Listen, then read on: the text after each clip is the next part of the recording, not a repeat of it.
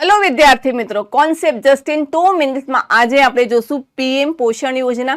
PM પોષણ યોજના એ અગાઉ મિડ ડે મીલ યોજના તરીકે જાણીતી હતી. એનું સપ્ટેમ્બર 2021માં ફરીથી નામકરણ કરવામાં આવ્યું, ત્યારથી એને પીએમ પોષણ યોજના તરીકે ઓળખવામાં આવે છે. હવે આ યોજના માટે આપણું જ્યારે ફેબ્રુઆરી 2026માં ગુજરાત સરકાર દ્વારા બજેટ લોન્ચ કરવામાં આવ્યું, ત્યારે એ બજેટમાં આ યોજનાને કેટલા રૂપિયા ફાળવવામાં આવે છે એ પણ આપણે વિગતે વાત કરશું અને સમગ્ર યોજનાને આપણે સમજી લઈએ. તો પીએમ પોષણ યોજના જે પ્રધાનમંત્રી પોષણ શક્તિ નિર્માણ યોજના તરીકે જાણીતી છે. હવે એઝ આઈ સેડ અર્લિયર કે આ યોજના જે છે અગાઉ મધ્યાહન ભોજન યોજના એટલે કે મિડ ડે મીલ તરીકે જાણીતી હતી.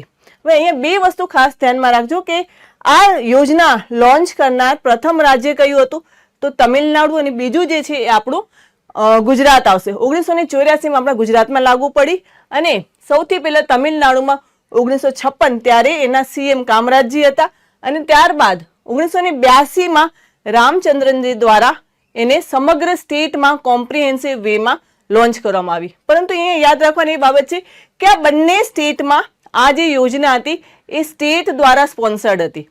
પછી નેશન વાઇડ સમગ્ર સેન્ટ્રલી આ યોજનાની અગર વાત કરીએ તો 15 ઓગસ્ટ 1995માં કેન્દ્ર સરકાર દ્વારા લોન્ચ કરવામાં આવી. ઓકે, આ એનો લોગો તમે જોઈ શકો છો.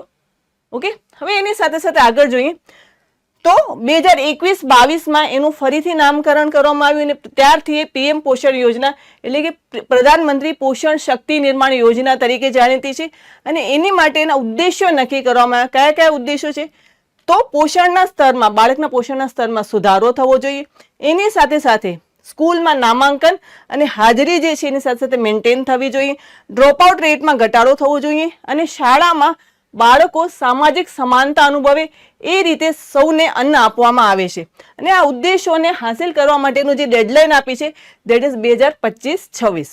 હવે ગુજરાતનું બજેટ આપણું 18 ફેબ્રુઆરી 2026માં જે બજેટ આવ્યું એની અંદર કેટલા રકમ જે છે એ આ યોજનાને ફાળવવામાં આવી છે. તો એની માટે અગર વાત કરીએ તો 74 તાલુકામાં અત્યાધુનિક સેન્ટ્રલાઇઝ કિચન બનાવવા માટે 552 કરોડની જોગવાઈ કરવામાં આવી છે. ઓકે, પછી જેને જે તાલુકા છે એને અહીંયા આવરી લેવામાં નથી આવ્યા એ લોકોને નવા વાસણ, ઓકે, નવા વાસણ માટે એ લોકોને જે છે ને એ 32 કરોડ રૂપિયા આપવાની જોગવાઈ કરવામાં આવી છે. અને એની સાથે સાથે મુખ્યમંત્રી પૌષ્ટિક અલ્પાહાર યોજના માટે અલગથી 598 કરોડ એટલી રકમની પણ જોગવાઈ કરવામાં આવી છે. Okay, thank you so much. હવે નેક્સ્ટ તમને કયો ટોપિક શીખવો છે એ મને કમેન્ટ બોક્સમાં જણાવજો. Thank you.